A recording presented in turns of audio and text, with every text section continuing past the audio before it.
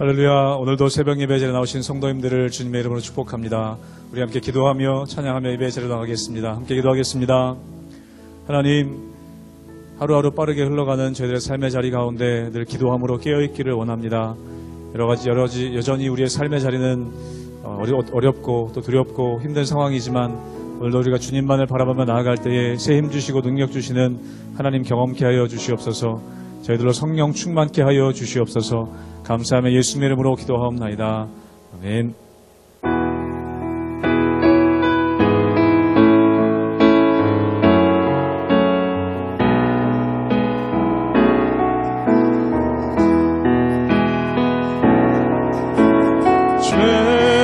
죄짐 맡은 우리 구주,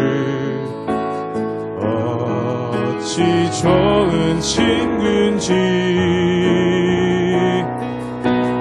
걱정 근심 무거운지 우리 주께 맡기세. 죄짐 맡은 우리 구주, 죄짐 맡은 우리 구주, 어찌 좋은 친구인지, 걱정 근심 무거운지 우리 주께 맡기세. 주께 고함 없는 고로 복을 받지 못하네.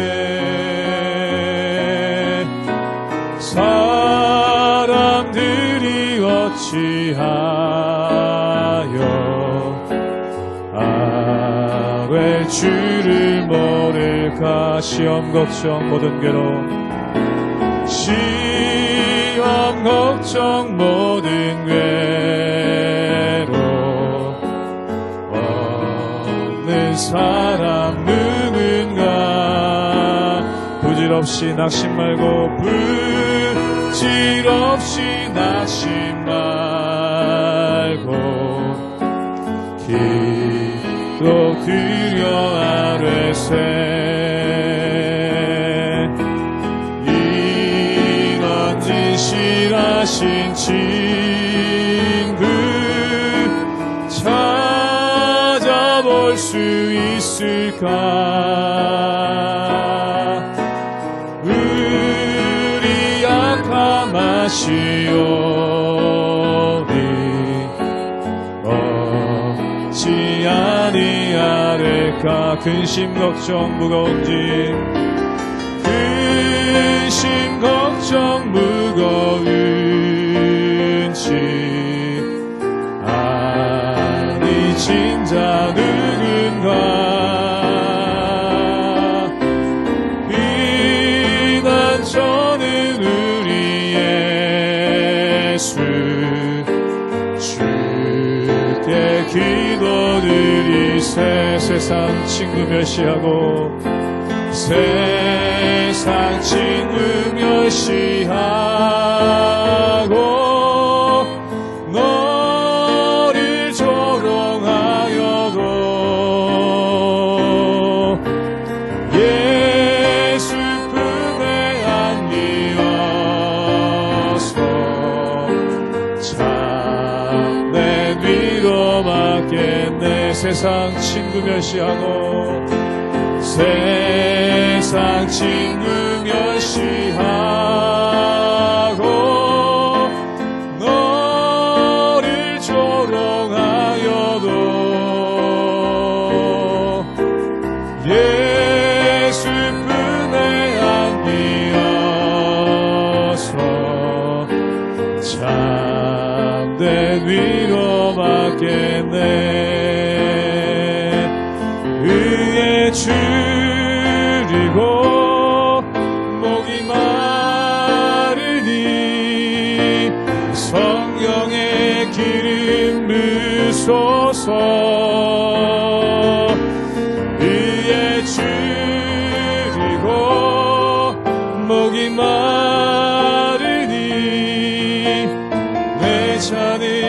채워 주소서. 마음이 상한 자를 고치시는 주님, 하늘의 아버지 날 주관하소서. 주의 길로 인도하사 자유케 하소서. 새 일을 행하사 분케 하소서. 의의 줄이고 목이 마르니 성령의 기름 부소서.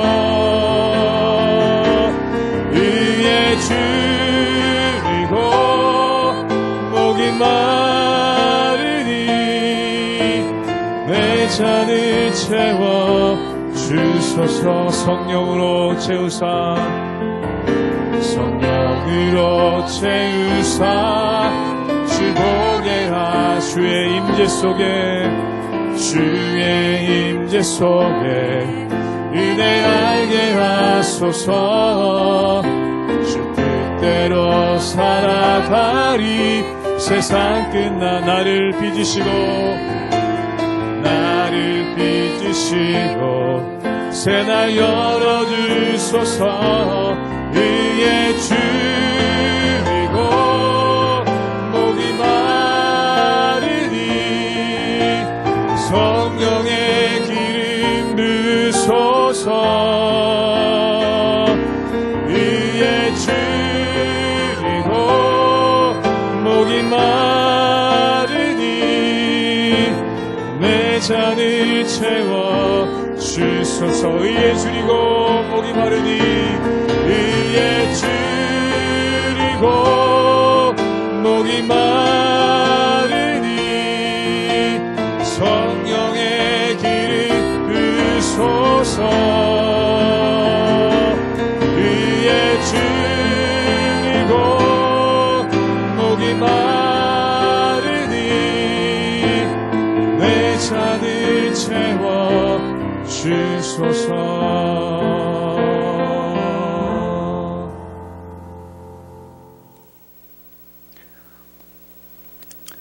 할렐루야. 우리 하나님의 은혜와 평강이 우리 성도님들 삶 가운데 날마다 가득하시기를 주님의 이름으로 축원합니다. 우리가 흔히 잔소리를 가르쳐서 이렇게 정의를 내릴 때가 있습니다. 좋은 얘기를 기분 나쁘게 하는 것, 또한 맞는 얘기를 마음 상하게 하는 것, 이것을 잔소리라고 얘기합니다. 그 이유가 무엇일까요? 분명히 맞는 얘기인데, 옳은 얘기인데 듣는 사람 입장에서는 그것이 기분이 나쁘고 또한 마음이 상할 때가 참 많더라는 것입니다.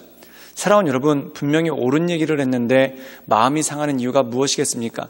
물론 그것을 받아들이는 사람의 마음 상태가 합당하지 않기 때문에 그럴 수도 있죠. 그런데 때때로 옳은 얘기를 했는데 그것이 경우에 맞지 않기 때문에 그럴 때가 있더라는 것입니다. 즉 다시 말해서 훈계를 해야 될 때가 있고 위로를 해야 될 때가 있습니다. 위로를 해야 될 때 훈계를 하게 되면 그의 마음이 상하게 되죠. 또한 훈계를 해야 될 때 위로를 하게 되면 그의 마음이 방자해지는 그러한 모습이 그 가운데 있다는 것입니다. 즉 다시 말해서 경우에 합당한 말을 하는 것은 너무나 중요한 일이죠. 그래서 잠언에 나오는 지혜 가운데 경우에 합당한 말은 아로 새긴 은쟁반의 금사과와 같다. 즉 무엇과도 비교할 수 없는 보배가 바로 경우에 합당한 말이라는 것입니다. 사랑하는 여러분, 우리가 이 세상을 살아가다 보면은 많은 사람들에게 우리 스스로가 조언을 할 때도 있고 또한 다른 많은 사람들에게 우리가 조언을 받을 때도 있습니다. 그런데 중요한 건 뭐냐면 옳은 말을 합당한 경우에 하는 것, 이것이 굉장히 중요하고 굉장히 필요하다는 것입니다. 그러므로 우리가 이 세상을 살아가는 동안 어떤 말을 할 때 또한 어떤 훈계를 할 때 위로를 할 때 경우에 합당하게 말함을 통해 그것이 이 세상에서 가장 아름다운 말 또한 이 세상에서 가장 보배로운 말이 될 수 있기를 주님의 이름으로 축원합니다. 욥기 5장 1절에서 16절까지의 말씀입니다. 너는 부르짖어 보라. 내게 응답할 자가 있겠느냐? 거룩한 자 중에 내가 누구에게로 향하겠느냐? 분노가 미련한 자를 죽이고 시기가 어리석은 자를 멸하느니라. 내가 미련한 자가 뿌리 내리는 것을 보고 그의 집을 당장에 저주하였노라. 그의 자식들은 구원에서 멀고 성문에서 억눌리나 구하는 자가 없으며 그가 추수한 것은 줄인 자가 먹되 덫에 걸린 것도 빼앗으며 올무가 그의 재산을 향하여 입을 벌리느니라. 재난은 티끌에서 일어나는 것이 아니며 고생은 흙에서 나는 것이 아니니라. 사람은 고생을 위하여 났으니 불꽃이 위로 날아가는 것 같으니라. 나라면 하나님을 찾겠고 내 일을 하나님께 의탁하리라. 하나님은 헤아릴 수 없이 큰 일을 행하시며 기이한 일을 셀 수 없이 행하시나니 비를 땅에 내리시고 물을 밭에 보내시며 낮은 자를 높이 드시고 애곡하는 자를 일으키사 구원에 이르게 하시느니라. 하나님은 교활한 자의 계교를 꺾으사 그들의 손이 성공하지 못하게 하시며 지혜로운 자가 자기의 계략에 빠지게 하시며 강교한 자의 계략을 무너뜨리시므로 그들은 낮에도 어둠을 만나고 대낮에도 도둠길을 밤과 같이 하느니라. 하나님은 가난한 자를 강한 자의 칼과 그 입에서 또한 그들의 손에서 구출하여 주시나니 그러므로 가난한 자가 희망이 있고 악행이 스스로 입을 다무느니라. 오늘 말씀 가운데 보면은 엘리바스의 조언이 계속해서 이어지게 되는 것을 보게 됩니다. 이 엘리바스가 하는 것을 보면은 참 좋은 말입니다. 그리고 정말 어떤 거 하나 틀린 말이 없는 옳은 말이죠. 그런데 문제는 무엇일까요? 이것이 욥에게 전혀 도움이 되지 않고 또한 욥의 마음 가운데 오히려 고통을 가중시키는 그러한 모습이 그 가운데 참 많더라는 것입니다. 즉 다시 말해서 옳은 말인데 상대방의 마음을 헤아리지 못하는 일방적인 말이고 또한 옳은 말인데 경우를 헤아리지 못하는 경우에 맞지 않는 말이 되어버리는 그러한 모습이 그 가운데 있더라는 것입니다. 그런데 우리가 이 말씀을 묵상할 때 엘리바스가 한 옳은 말이 몇 가지가 있습니다. 그 옳은 말들을 우리가 함께 나누고 그것 가운데 은혜 받기를 원합니다. 먼저 욥기 5장 9절의 말씀을 읽도록 하겠습니다. 제가 읽겠습니다. 하나님은 헤아릴 수 없이 큰 일을 행하시며 기이한 일을 셀 수 없이 행하시나니 즉 다시 말해서 인간의 마음을 가지고 하나님의 뜻을 알 수가 없더라는 것입니다. 즉 다시 말해서 욥에게 고난이 오고 또한 욥에게 어려운 순간이 왔는데 이것이 하나님의 뜻이 어떤 뜻인 것인지 또한 하나님께서 어떠한 의도로 이것을 행하시는지 우리는 헤아릴 수가 없고 알 수가 없다라는 것이죠. 그렇다면 이렇게 헤아릴 수 없고 알 수 없는 하나님의 뜻 가운데 우리가 할 수 있는 행동은 무엇이겠습니까? 우리 함께 욥기 5장 11절의 말씀을 읽도록 하겠습니다. 제가 읽겠습니다. 낮은 자를 높이 드시고 애곡하는 자를 일으키사 구원에 이르게 하시느니라. 여기서 낮은 자는 무엇입니까?